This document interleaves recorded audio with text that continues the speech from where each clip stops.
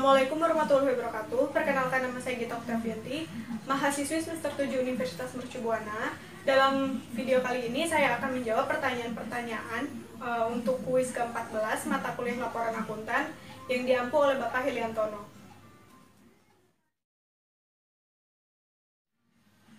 Jadi dalam penugasannya, auditor itu harus memiliki etika dalam profesinya.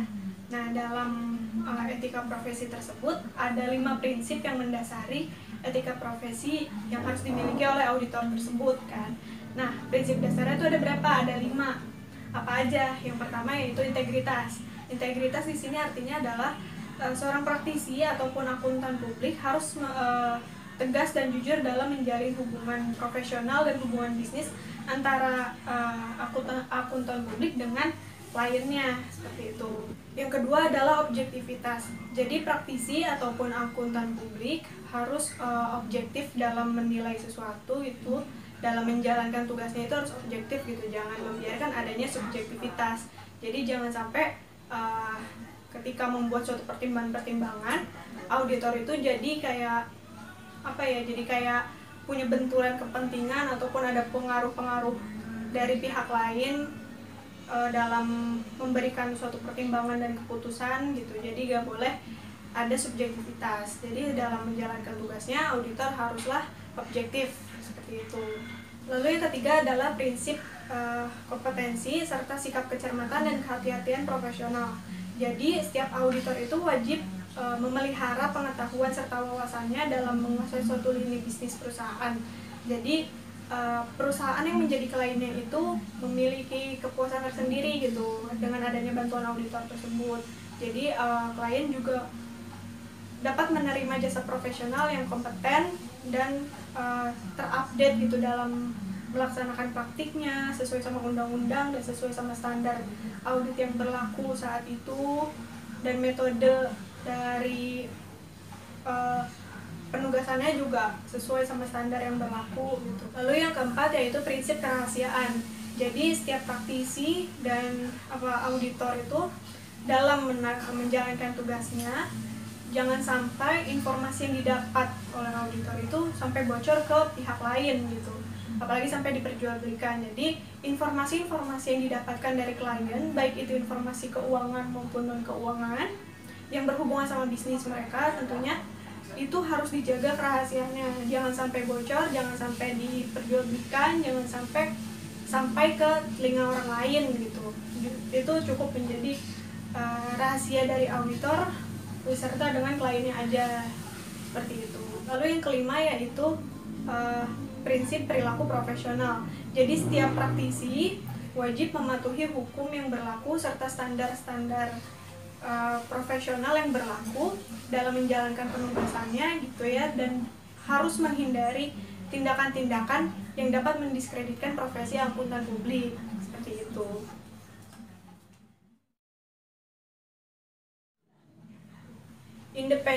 Independen itu artinya tidak terpengaruh gitu. Jadi auditor dalam penugasannya harus jujur dan tidak memiliki kewajiban terhadap klien serta tidak memiliki hubungan kepentingan dengan klien, baik itu dengan anggota manajemennya ataupun dengan pemiliknya gitu. Jadi jangan sampai auditor melaksanakan penugasan di satu perusahaan yang dimana perusahaan tersebut itu ada kenalannya dia di situ, kayak misalnya temennya lah, saudaranya lah, atau siapanya lah yang memang kenal di situ.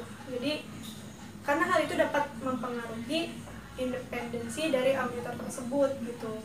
Dan Arens juga dalam bukunya yang mengungkapkan bahwasanya independensi itu merupakan cara pandang yang tidak memihak dalam menjalankan proses audit, penilaian audit gitu ya, terus dalam mengevaluasi hasil pemeriksaan serta dalam penyusunan laporan auditor.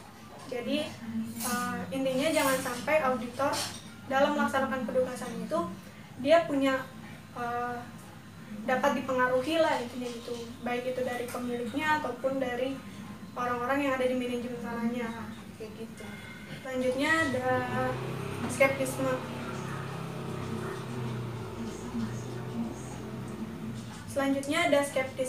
Profesional.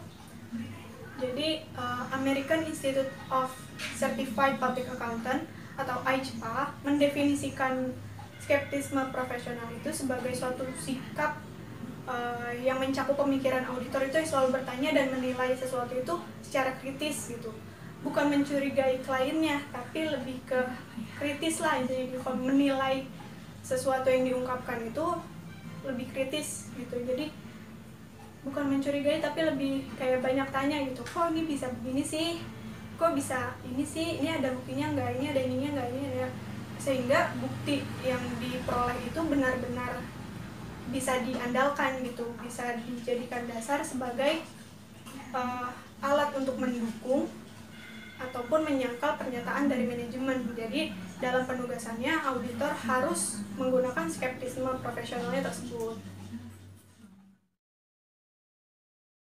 Jadi untuk rangka kerja konseptual dari kode etik profesional akuntan publik ini ada 3. Yang pertama yaitu mengidentifikasi ancaman, yang kedua mengevaluasi ancaman, dan yang terakhir adalah mengatasi ancaman. Nah, jadi sebelum saya melakukan penugasan audit dalam suatu perusahaan, saya harus dapat menelaah hal-hal apa saja yang dapat mengancam kode etik saya nantinya sebagai seorang auditor, kayak gitu. Jadi misalnya aja saya ditawarin untuk mengaudit suatu perusahaan yang dimana perusahaan tersebut merupakan tempat bekerja dari kerabat saya, bukan tempat bekerja sih, kayak misalkan itu pemiliknya itu kerabat dari keluarga saya gitu, dimana beliau telah membantu perekonomian keluarga saya kayak gitu. Kalau misalkan saya menerima tawaran untuk mengaudit perusahaan tersebut, itu sudah pasti akan mengancam independensi saya sebagai auditor. Jadi ketika saya melakukan pengujian audit, ketika saya melakukan evaluasi terhadap pemeriksaan dan dalam menyusun laporan keuangan audit, dia bisa aja mempengaruhi saya untuk memberikan penilaian-penilaian yang tidak seharusnya gitu. Jadi seharusnya itu dinilai begini, tapi dia mohon jangan dinilai begitulah gitu, karena nanti saya bisa kehilangan investor loh gitu, nanti pendapatan perusahaan saya jadi turun kayak gitu. Itu bisa mengurangi, bukan mengurangi, bisa mengancam independensi saya. Terus untuk yang kedua yaitu mengevaluasi ancaman. Jadi setelah saya tahu nih ancaman apa aja yang bisa, hal apa saja yang bisa mengancam kode etik saya nantinya, itu dievaluasi apakah itu benar-benar sangat berdampak terhadap profesi saya ataupun tidak begitu terdampak gitu. Terus setelah udah tahu nih kayak gimana, baru diatasi, gimana cara mengatasi ancaman-ancaman tersebut. Kayak misalnya ada alternatif lain, dengan cara apa ya, saya harus nolak karena ada anggota lain, ya udah dia aja yang ngambil perusahaan tersebut gitu. Saya nggak mau karena saya takut gak bisa independen di sananya. Di sana ada tempat, di sana adalah perusahaan di mana dia itu kerabat dari keluarga saya misalnya kayak gitu. Jadi cara mengatasinya itu dengan cara saya menolak dan digantikan dengan anggota lainnya, seperti itu.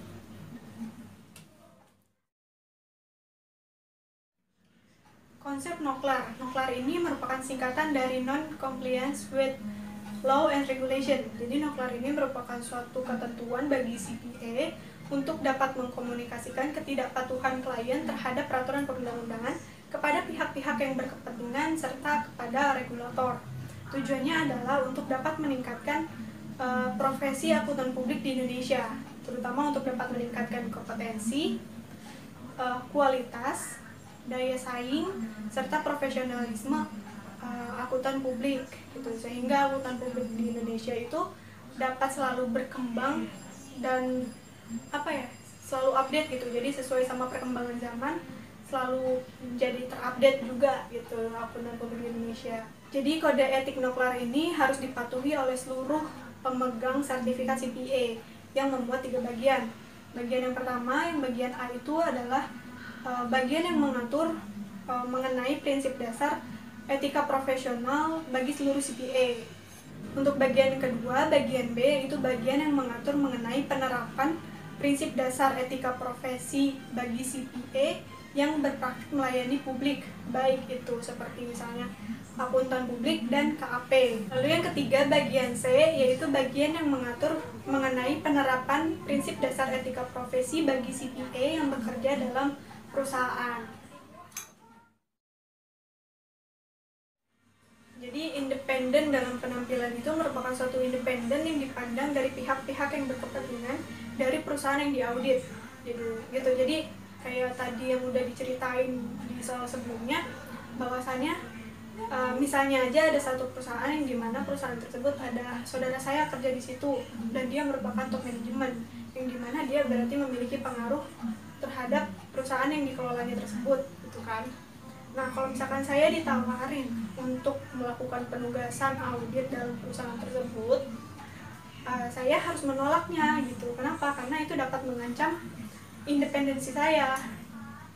Itu dapat mengakibatkan saya nggak bisa mengungkapkan keadaan yang sebenarnya dalam melakukan proses audit, mengevaluasi hasil audit, dan dalam menyusun laporan audit gitu. Jadi baiknya tidak diterima atau ditolak aja gitu, daripada bisa mengakibatkan diskredit profesi.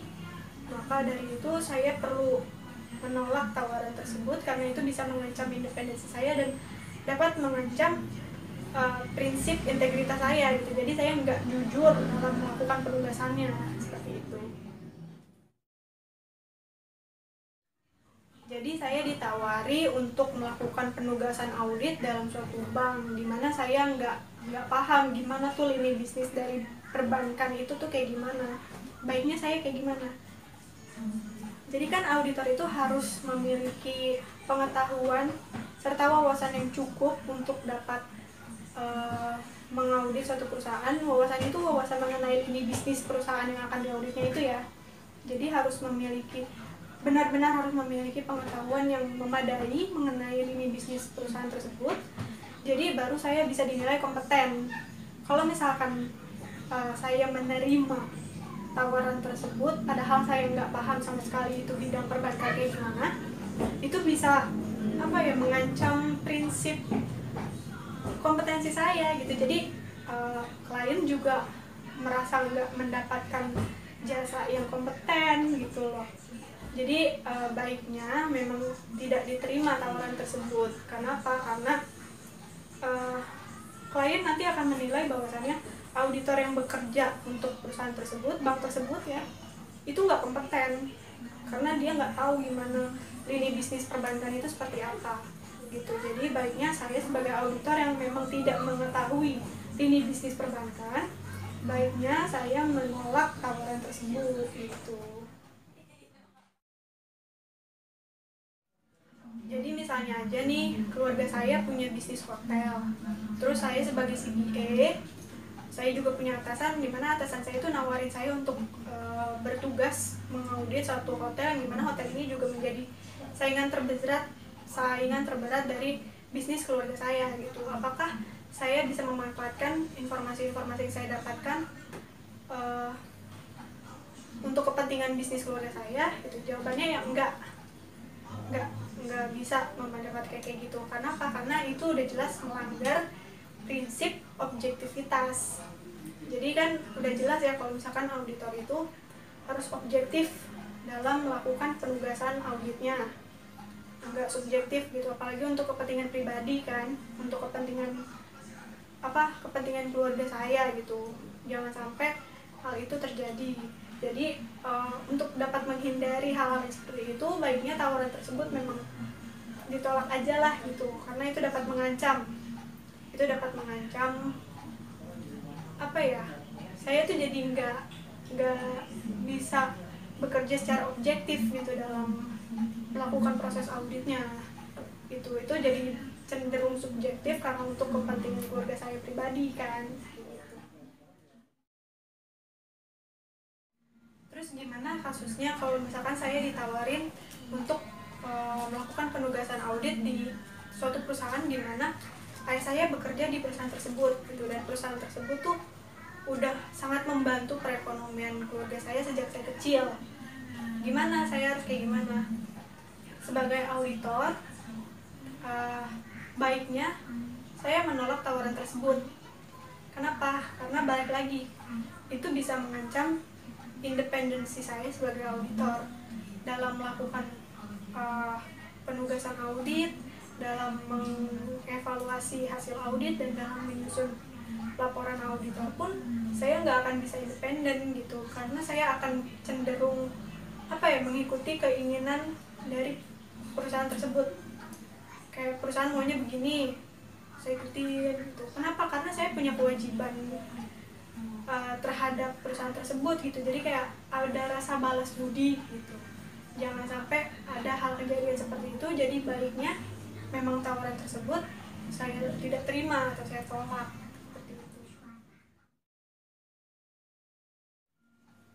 Terus kalau misalnya saya nih udah dapat penugasan audit dalam suatu perusahaan, terus ada satu perusahaan yang emang kerjanya tuh dia ngumpulin data, rela membayar saya dengan harga yang menarik.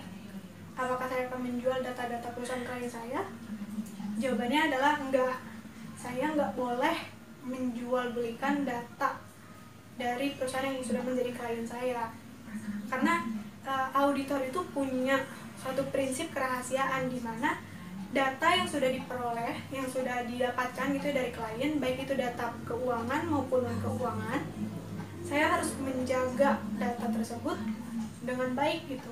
Jangan sampai bocor, jangan sampai diperjualbelikan, karena itu dapat mendiskreditkan profesi saya sebagai auditor, sebagai CPA gitu. Jadi kalau misalkan saya ada penawaran mengenai jual beli data yang memang harganya itu cukup menarik, bukan cukup lagi, mungkin sangat menarik, saya sebagai auditor punya kewajiban untuk menjaga data tersebut jangan sampai bocor ke pihak lain gitu. Karena itu udah menjadi suatu kerahasiaan, jadi cukup saya sebagai auditor dengan klien saja yang tahu gitu kan mengenai informasi data tersebut, seperti itu. Jadi sekiranya sekian video dari saya, kurang lebihnya saya mohon maaf. Wassalamualaikum warahmatullahi wabarakatuh.